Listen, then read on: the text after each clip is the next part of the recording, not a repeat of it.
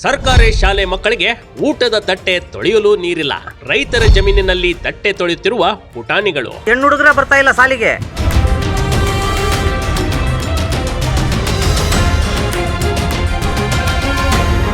ನಾವು ಶೌಚಾಲಯಕ್ಕೆ ಹೊರಗೆ ಹೋಗ್ಬೇಕ ನಾವು ಹೆಣ್ಮಕ್ಳು.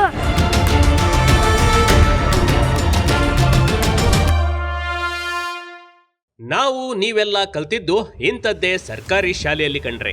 ಅಂದು ಕಲ್ತವರೆಲ್ಲ ಇವತ್ತು ಉನ್ನತ ಹುದ್ದೆಯಲ್ಲಿದ್ದಾರೆ. ಆದ್ರೆ ನಾವೆಲ್ಲರೂ ಬದಲಾದ್ವಿ. ಆದ್ರೆ ಸರ್ಕಾರಿ ಶಾಲೆಗಳು ಮಾತ್ರ ಬದಲಾಗ್ಲೇ ಇಲ್ಲ. ಅದು 38 ವರ್ಷಗಳ ಹಿಂದೆ ಹೇಗಿತ್ತು ಹಾಗೇ ಇದೆ. ಯಾಕಂದ್ರೆ ಜನರ ಇಚ್ಛಾಶಕ್ತಿ ಹಾಗೂ ಹಣದಾಹಿ ರಾಜಕಾರಣಿಗಳಿಂದ ಸರ್ಕಾರಿ ಶಾಲೆಗಳ ಅಧೋಗತಿ ಬದಲಾಗ್ಲೇ ಇಲ್ಲ. ಇದಕ್ಕೆ ಉತ್ತಮ ಉದಾಹರಣೆ ಅಂದ್ರೆ ಚರಂಡಿಯಲ್ಲಿ ಮಕ್ಕಳು ಊಟದ ತಟ್ಟೆ ತೊಳೆಯುತ್ತಿರುವ ಈ ಫೋಟೋ ಕಂಡ್ರಿ.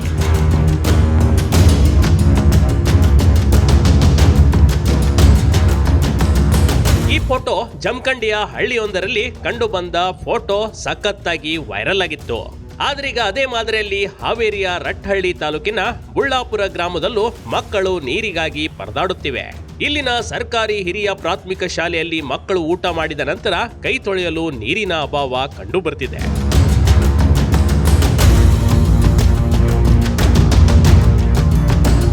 ಈ ಬಗ್ಗೆ ಹೆಡ್ ಮಾಸ್ಟರ್ ಹಾಗೂ ಶಾಲಾ ಶಿಕ್ಷಕರು ಎಲ್ಲ ಅಧಿಕಾರಿಗಳಿಗೆ ಸಂಪರ್ಕ ಮಾಡಿದ್ದಾರೆ. ಎಸ್ಡಿಎಂ ಅಧ್ಯಕ್ಷರು ಶೈಕ್ಷಣಿಕ ಅಧಿಕಾರಿಗೆ ಪಿಡಿಒಗೆ ಮಾಹಿತಿ ತಲುಪಿಸಿದ್ದಾರೆ.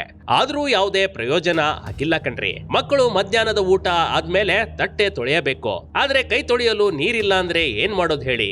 ಈ ಶಾಲೆಯಲ್ಲಿ ಅದೆಂತ ಅಧೋಗತಿಗೆ ತಲುಪಿರ್ಬೇಕು ಅಂತ ಅಧಿಕಾರಿಗಳು ಯೋಚನೆ ಮಾಡಬಹುದು.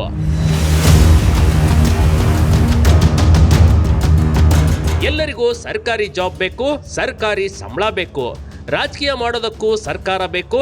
ಆದ್ರೆ ವಿದ್ಯಾರ್ಥಿಗಳ ವಿಷಯಕ್ಕೆ ಬಂದಾಗ ಯಾವುದೇ ಅಧಿಕಾರಿಗೆ ಜನರಿಗೆ ಸರ್ಕಾರಿ ಶಾಲೆ ಬೇಡವೇ ಬೇಡ ಅಂತಿದ್ದಾರೆ. ಇಲ್ಲಿನ ಮಕ್ಕಳು ನಿತ್ಯವೂ ನೀರಿಗಾಗಿ ಪರಿತಪಿಸುತ್ತಿದ್ದಾರೆ. ಎಲ್ಲಿವರೆಗೂ ಅಂದ್ರೆ ವಿದ್ಯಾರ್ಥಿ ಮತ್ತು ವಿದ್ಯಾರ್ಥಿನಿಯರು ವಾಶ್ರೂಮ್ಗೆ ಹೋದ್ರೆ ಅಲ್ಲೂ ಕೂಡ ನೀರಿಲ್ಲ. ಜಸ್ಟ್ ಇಮ್ಯಾಜಿನ್, ಮಕ್ಕಳು ತಮ್ಮ ಅಳಲನ್ನ ಯಾರಿಗೆ ಹೇಳಬೇಕು? ವಾಶ್ರೂಮ್ ನಲ್ಲಿ ನೀರಿಲ್ಲ ಅಂತ ಮಕ್ಕಳು ಊರ ಹೊರಗೆ ನಿತ್ಯ ಕರ್ಮಕ್ಕೆ ಹೋಗಬೇಕಾದ ಅನಿವಾರ್ಯತೆ ಎದುರಾಗಿದೆ. ಅಕ್ಟೋಬರ್ ತಿಂಗಳಿಂದನೂ ನೀರಿನ ಸಮಸ್ಯೆ ಐತಿ. ನಾವು ಅಕ್ಟೋಬರ್ ತಿಂಗಳಿಂದನೂ ನಮಗೆ ನೀರು ಬೇಕು, ನೀರಿನ ಸಮಸ್ಯೆನ ಬಗೆಹರಿಸ್ರಿ ಅಂದ್ರೆ ಯಾರು ಅದ್ರ ಬಗ್ಗೆ ಟೆನ್ಷನ್ ತಗೊಳತ್ತಿಲ್ಲ. ನಾವು ಹೆಣ್ಮಕ್ಳು ಈಗ ಶೌಚಾಲಯಕ್ಕೆ ಹೋಗೋಕ್ಕೂ ನೀರಿಲ್ಲ. ಭಾಳ ದಿನ ಆಯ್ತು ನಮಗೆ ಶೌಚಾಲಯಕ್ಕೆ ನೀರು ಹಾಕೋಕ್ಕೂ ನೀರಿಲ್ಲ. ಅಡುಗೆಗೇನೋ ಎಲ್ಲಿಂದನ ತರ್ತದಾರ. ನಾವು ಶೌಚಾಲಯಕ್ಕೆ ಏನು ಮಾಡೋಣ? ನಾವು ಶೌಚಾಲಯಕ್ಕೆ ಏನು ಹೊರಗೆ ಹೋಗ್ಬೇಕಾ? ನಾವು ಹೆಣ್ಮಕ್ಳು, ಗಂಡು ಮಕ್ಳೇನೋ ಹೊರಗೆ ಹೋಗ್ತಾರೆ. ನಾವು ಹೆಣ್ಮಕ್ಳು ಏನು ಮಾಡೋಣ? ಶೌಚಾಲಯ ಈಗ ನೀರು ಹಾಕ್ಲಂಗ ಶೌಚಾಲಯಕ್ಕೆ ಹೋದ್ರೆ ಯೂರಿನಲ್ಲಿ ಇನ್ಫೆಕ್ಷನ್ಸ್ ಆಕವು, ಭಾಳ ಕಾಯಿಲೆ ಬರ್ತಾವ. ಹಂಗಾರೆ ನಾವು ನೀರು ಎಲ್ಲಿಂದ ತರೋಣ? ನೀರಿನ ಸಮಸ್ಯೆ ಭಾಳ ಐತೆ ನಮಗೆ. ಹಾವೇರಿ ಜಿಲ್ಲೆಯ ಮಕ್ಕಳ ಮೇಲೆ ಕರುಣೆ ತೋರಿಸಿ. ಶಿಕ್ಷಣ ಮಂತ್ರಿಗಳೇ ಹಳ್ಳಿಗೂ ಬಂದು ನೋಡಿ. ಹೆಸರಿಗೆ ಶಿಕ್ಷಣ ಸಚಿವ ಆಗಿರೋರು ಕೇವಲ ಬೆಂಗಳೂರಿನಲ್ಲಿ ಕುಳಿತು ಹೇಳೋದಲ್ಲ. ಕನ್ನಡ ಶಾಲೆಗಳ ಸ್ಥಿತಿಗತಿ ಏನಾಗಿದೆ ಅಂತ ಸ್ವಲ್ಪ ನೋಡಿ. ದಿನ ಕಳೆದಂತೆ ಬಡವರು ಕೂಡ ಕನ್ನಡ ಶಾಲೆಯಲ್ಲಿ ಮಕ್ಕಳನ್ನ ಕಳಿಸಿಕೊಡ್ತಿಲ್ಲ. ಹೀಗಾಗಿ ಒಂದೊಂದೇ ಕನ್ನಡ ಶಾಲೆಗಳು ಮುಚ್ಚುತ್ತಾ ಸಾಗಿವೆ.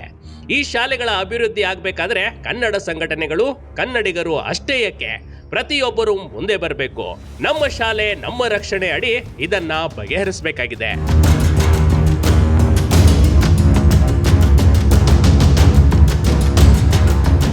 ಎಸ್ಡಿಎಂ ಸದಸ್ಯರು ಪಿಡಿಒಗೆ ಕರೆ ಮಾಡಿ ಸಾಕಷ್ಟು ಬಾರಿ ಶಾಲೆಯ ಸ್ಥಿತಿ ಬಗ್ಗೆ ಮಾಹಿತಿ ನೀಡಿದ್ದಾರೆ.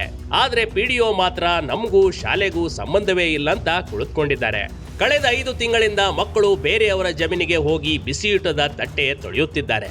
ಶಾಲೆಯಲ್ಲಿ ನೀರು ಬರದೆ ಮಕ್ಕಳು ಸಾಕಷ್ಟು ನೋವು ಅನುಭವಿಸುತ್ತಿದ್ದಾರೆ. ಈ ನೋವು ಅಧಿಕಾರಿಗಳಿಗೆ ಕಾಣ್ತಿಲ್ಲ ಅನ್ನೋದು ವಿಪರ್ಯಾಸ. ಕೈ ತೊಳೆಯಾಕ ನೀರಿಲ್ಲ, ಅಡಿಗೆ ಮಾಡಕ್ಕೂ ಸಮಸ್ಯೆ, ಬಾತ್ರೂಮ್ ಹೋಗಕ್ ನೀರಿಲ್ಲ, ಆಬ್ಸೆಂಟ್ ಆಗಕ್ ಹಚ್ಬಿಟ್ಟಾರ. ಹೆಣ್ಣು ಹುಡುಗರ ಬರ್ತಾ ಇಲ್ಲ ಸಾಲಿಗೆ. ಅಷ್ಟು ಸಮಸ್ಯೆ ಆಗಿದೆ. ಪಿಡಿಒ ಹೇಳಿದ್ರೆ ಮಾಡ್ಕೊಡ್ತಾನೆ ಅಂತ ಹೇಳ್ತಾರೆ. ಅಂದ್ರೆ ಇದು ಮಾಡಿದ್ರೆ ಒಂದು 4-5 ಕೊಡಪ್ಪ ನೀರು ಬರ್ತಾವ. ಆ ಹಿಡ್ಕನತಿಗೆ ನಾ ಸಾಲ್ದಾಕವು. ಮತ್ತೆ ಪಾಪ ಅವು ಹೆಣ್ಮಕ್ಳು ಹೋಗಿ ಹೊಲಕ್ಕೆ ಹೋಗಿ ನೀರು ಹಿಡ್ಕೊಂಡ್ ಬರ್ಬೇಕು ಕೊಡಪನ ತಗೊಂಡು. ಎಷ್ಟು ಹೇಳಿದ್ರು ಅವ್ರಿಗೆ ಇವತ್ತು ಬರ್ತೈತಿ ನಾಳೆ ಬರ್ತೈತಿ ಬರೀ ಇದನ್ನ ಹೇಳ್ತಾ ಇದಾರ. ಹಂಗಾಗಿ ದೊಡ್ಡ ಸಮಸ್ಯೆ ಆಗೈತಿ. ಕಾರ್ಯದರ್ಶಿ ಬಂದಾರ, ಆಮೇಲೆ ಅಧ್ಯಕ್ಷರು ಬಂದಾರ, ಗ್ರಾಮ ಪಂಚಾಯತ್ಗೆ ಅಧ್ಯಕ್ಷರು ಬಂದಾರ. ನಾಳೆ ಬೆಳಕರಿತಿಗೆ ಮೋಟ್ರ್ ಇಳಿಸ್ತೀವಿ ಅಂದರು. ಈಗ 20 ದಿನದ ಮುಂಚೆ ಹೇಳಿದ್ರು, ಇವತ್ತಿಗೂ ಇಲ್ಲ. ಆಮೇಲೆ ಕೇಳಿದ್ರೆ ಇಲ್ಲ, ಹುಬ್ಳಿಯಿಂದ ಬರ್ಬೇಕು ಮೋಟ್ರ, ಬಂದಿಲ್ಲ, ಗಾಡಿ ಸಿಕ್ಕಿಲ್ಲ ಅಂತ, ನಾಳೆ ಸಿಗ್ತದಂತ, ನಾಳೆ ಸಿಗ್ತದಂತ ಬರೀ ಇದನ್ನ ಹೇಳ್ತಾ ಇದಾರ.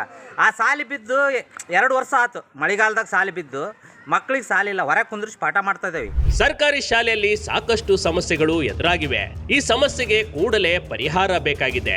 ಈ ಶಾಲೆಯ ಮಕ್ಕಳಿಗೆ ಊಟದ ಸಮಯದಲ್ಲಿ ಸರಿಯಾದ ನೀರು ಸಿಗುತ್ತಾ, ಶಾಲೆ ನೂತನವಾಗಿ ಅಭಿವೃದ್ಧಿಯಾಗುತ್ತಾ ಅಂತ ಕಾದು ನೋಡಬೇಕಾಗಿದೆ. Big TV Karnataka, Haveri.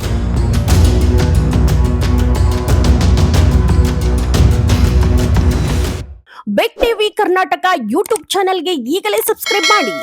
ಧನ್ಯವಾದಗಳು.